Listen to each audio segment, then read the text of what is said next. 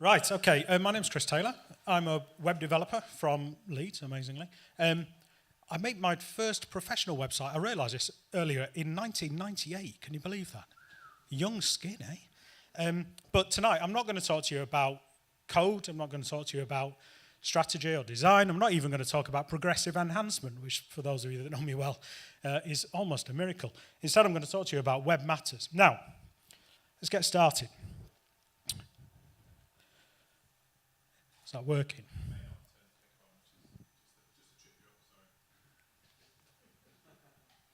I'm tripped. Do I need to just hold down the button now?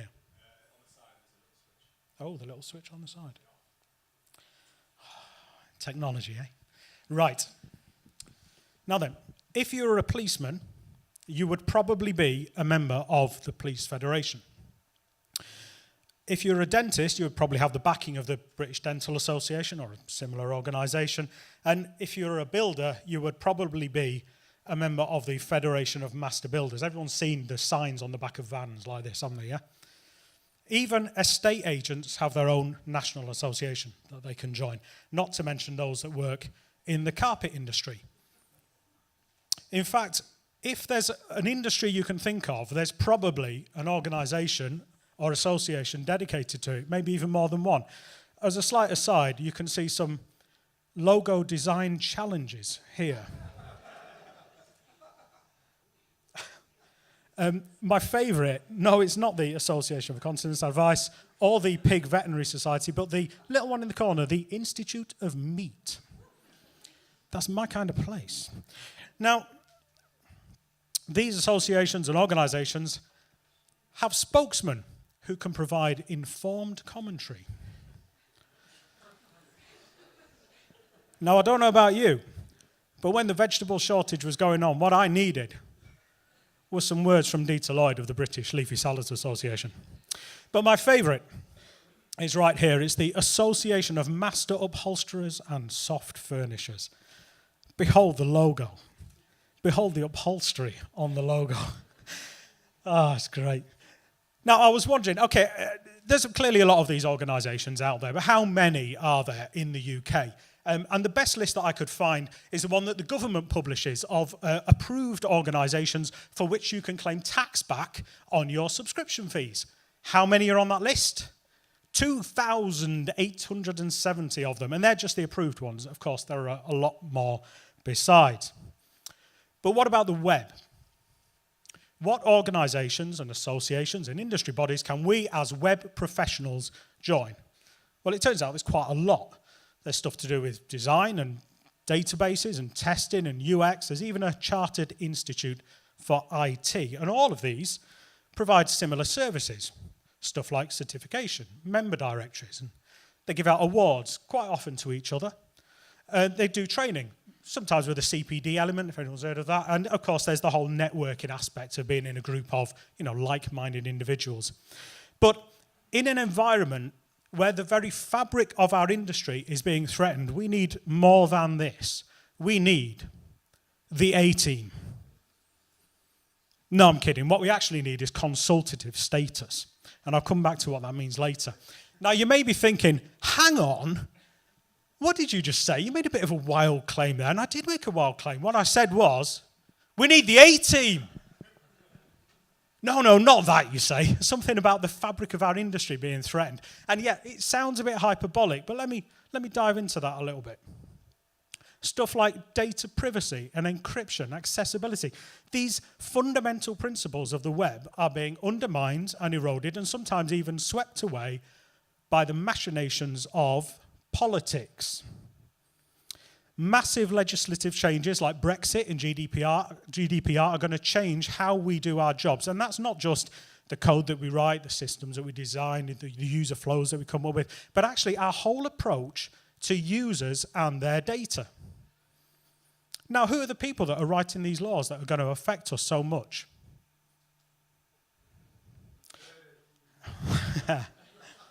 I could have put Maggie on there. That would have been worse, wouldn't it? Okay, politicians and civil servants. Now, the good news is, of course, politicians and civil servants are, to a man and woman, experts in technology. No, hang on. No, that's not right. They don't really get it, do they? They don't really get technology. Do they get technology? No. Do they grok the web like we do? No, they don't really. In fact, they say stuff like this, that encryption isn't necessary for real people. They also say stuff like this, that WordPress.com is aiding terrorism by providing a blogging platform. And they also say stuff like this, that ignorance in politicians is absolutely fine when talking about changing one of the fundamental building blocks of modern commerce and communication. Is it any wonder then that we at Web Matters have a special term that we use when we know that our Home Secretary is going to make a statement on technology? We call it a code RUD. But it's not just in the UK that these principles are being attacked and undermined. Let's look over the pond. So in the summer of 2017, the US government tried to get details of the visitors, not just the administrators, but the visitors to an anti-Trump protest website. Now, they lost a court case about it, and they were only given, limited data with very strict parameters about what they could do with it, but they didn't learn their lesson. And a couple of months later, they were back this time to ask for Facebook visitor data. Now, the thing about this, I'll pull this out because it's just unbelievable. Down here, they quote anti-administration activists who are generally very critical of this administration's policies.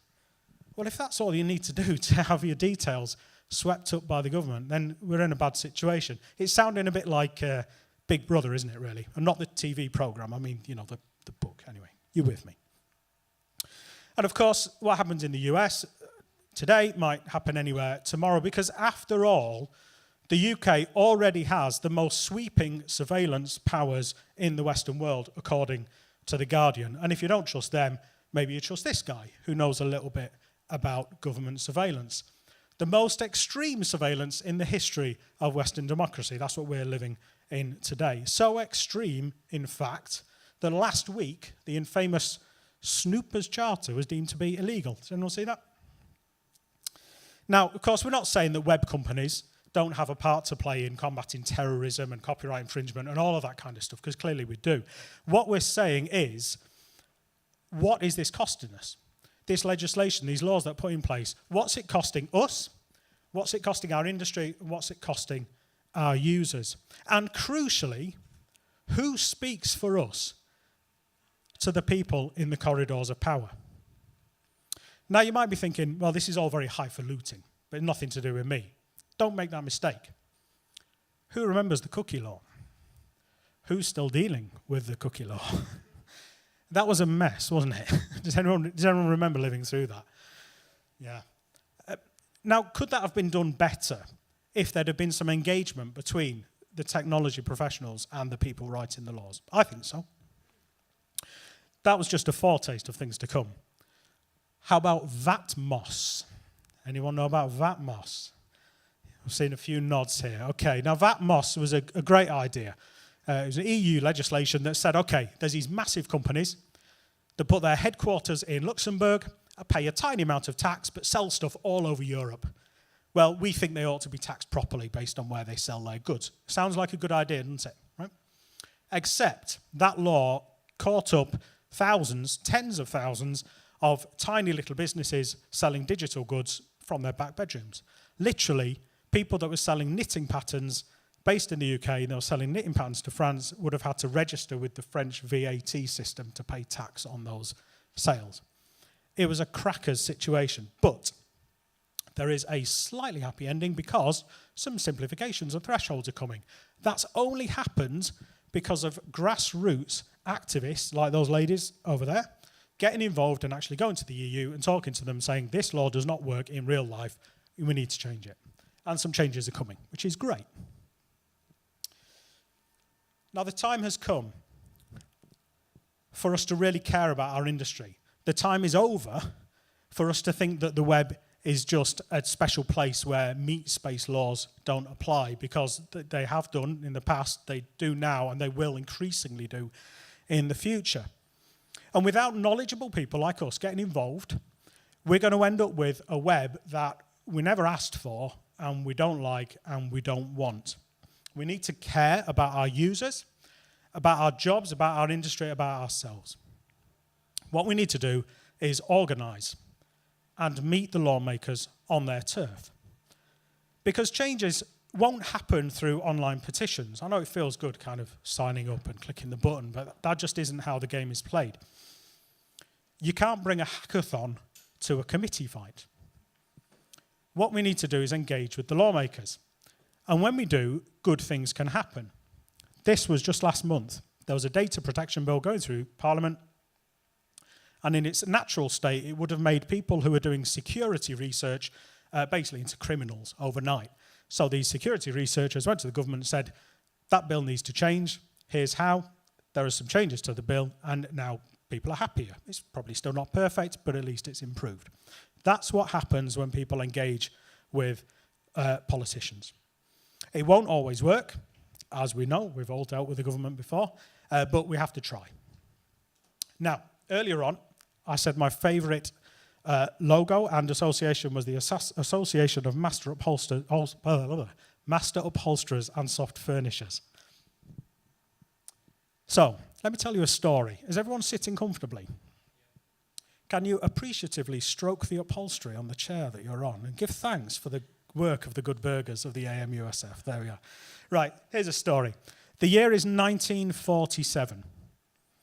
Following the Second World War, strict rationing was still in place, and that didn't just affect food, but it affected all manner of goods, including the materials needed in the upholstery and the furniture trade. Particularly timber was very limited. And there were all kinds of crazy laws in place. Did you know, for example, in 1947, you had to get a permit to buy furniture. So imagine all those guys coming back from the war saying to their sweethearts, let's get married, let's set up a home, let's have a family. And she says, yeah, that's great. Have you got the permit for the furniture yet? No, we're going to be sat on the floor. And it wasn't just a permit, but there were actually limits on how much you could buy. You were given a certain number of units, and each piece of furniture was worth a certain number of units. And if you spent your units, that was it, you know. And if you hadn't got a bed yet, you were sleeping on the floor, mate. There were also strict controls over what you could buy, what items of furniture. For example, if you didn't live in a bedsit, you were not allowed to buy a sofa bed. Now, there's two interesting things there. Firstly, you weren't allowed to buy a sofa bed if you didn't live in a bedsit. Secondly, sofa beds existed in 1947. It's great. Clearly, the industry was in serious trouble. Something needed to be done. So a group of people got together and formed the AMUSF. And on their website, there's a load of history about that organisation and what they did. And this quote comes from it. They felt the need for a group voice and mutual support to tackle the difficulties this post-war austerity caused, and in the highly regulated environment of the time to ensure they could influence local and national government in the framing and enforcement of laws which affected them. Without a breath. Thank you.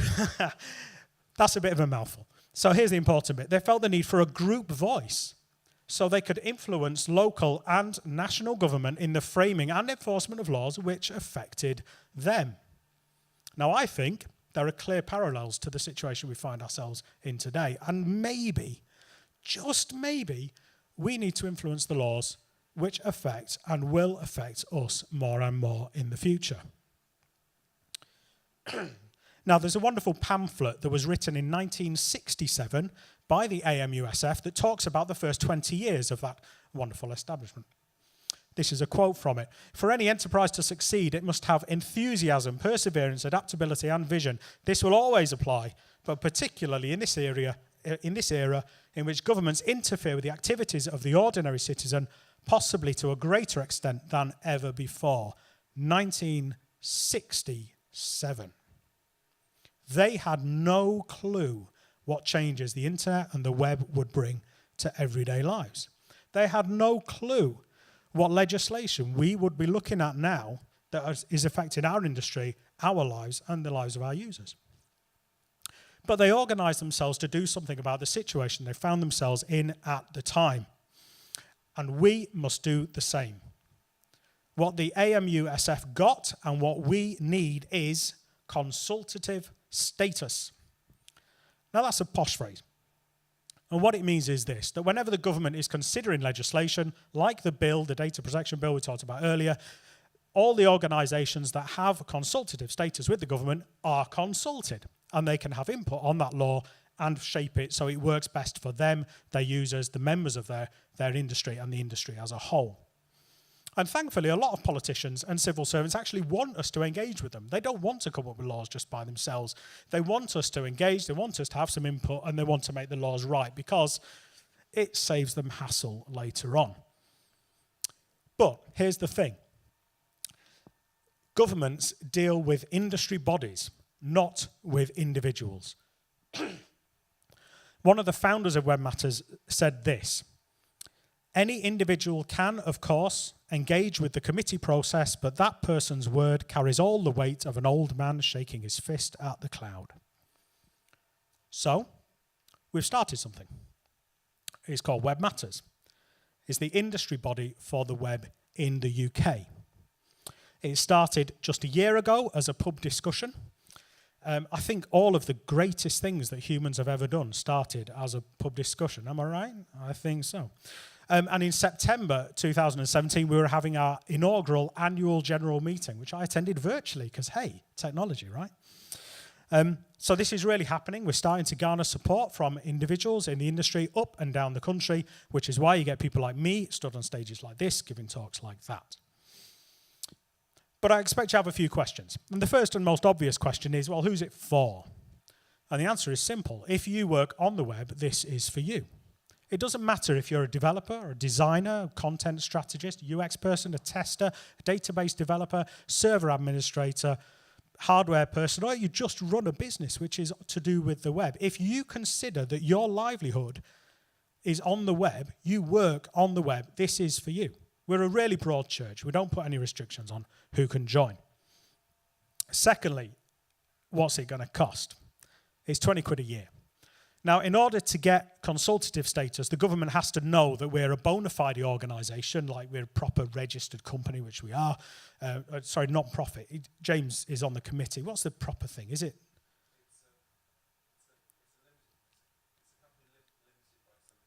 Right, one of them. Anyway.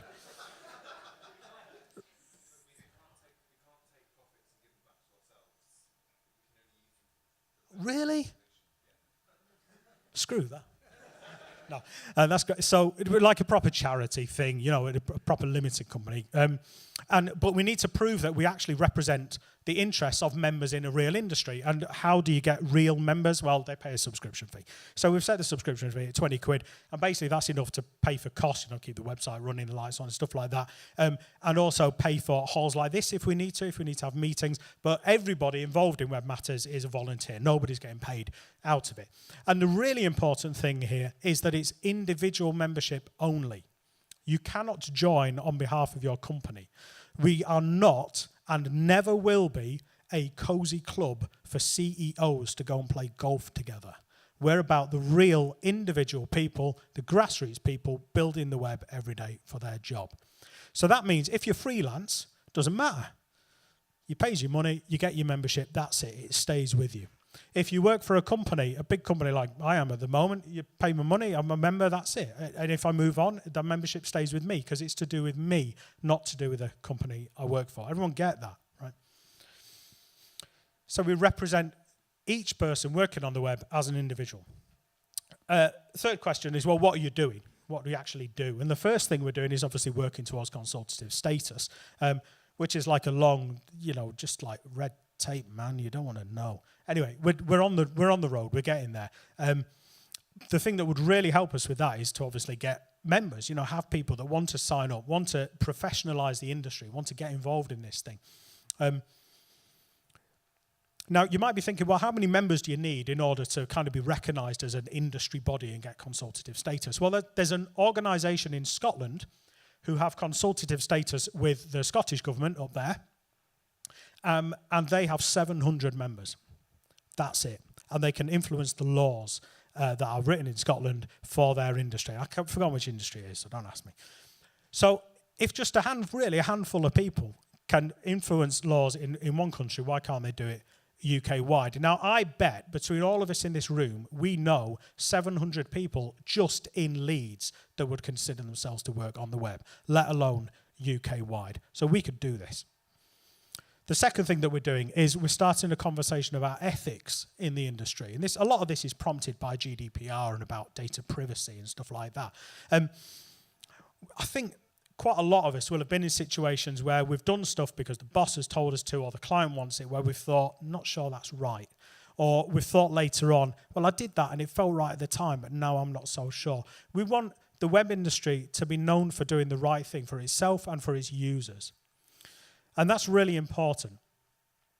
Because in the same way that doctors have a Hippocratic oath, and other industries like architects and stuff have their code of conduct to say this is how we're going to behave as professionals, we think the web needs that kind of thing. And it boils down to ethics. It boils down to, are we doing the right thing for ourselves, for our users? And the third thing we're doing is starting regional chapters. Not sure about the word chapters, we might change that. Anyway, including here in Leeds, we've got bunches of people around the country that are interested in starting this. Glasgow and Edinburgh, I think, are the main places because a lot of the guys that started Web Matters are based up there. But we're going to be having meetings down here. Now, there are loads of great meetups and events that you can go to, like this one, where you can talk about all kinds of different stuff to do with code and design and strategy and all that kind of stuff. What we want to do is put on the kind of meetups where you can talk about the industry as a whole, these big picture stuff. So we're going to be starting that. Now, we've had a couple of meetings so far. They've happened to be all in the pub. Coincidence? I don't know. Maybe that's where great ideas are formed. And if you want to get involved, there's lots of ways you can do that, and I'll tell you in a minute. Now, the next question is one from us to you. What do you need from us? What are the issues that are burning a hole in your mind that you want us to get involved in? Do you need advice on something? Is there something that you're bothered about the web industry that you work in, that actually you think, I want to talk to some other people about whether this is bothering them as well? This is a forum to do it, kind of Stack Overflow for, politics nerds, I guess.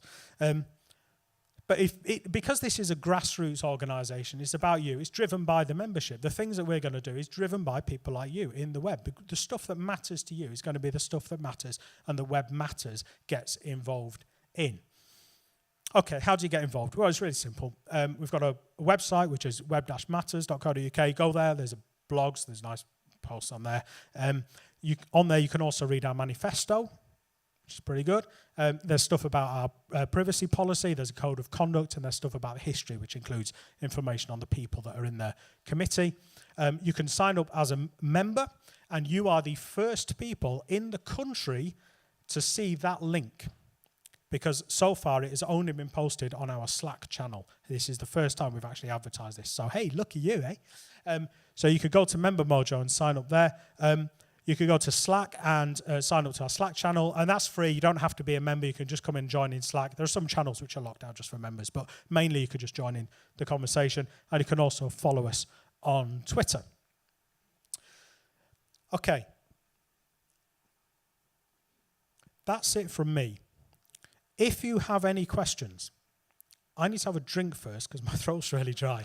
But if you have any questions, please find me later on. I'll be hanging around. I am not a political person, so don't ask me about the ins and outs of laws and stuff because I don't know. But what I do see is that now is the time for our industry to professionalize, to organize, stand up for itself, and make sure that the web in the future continues to be the great place that we've all enjoyed working in so far.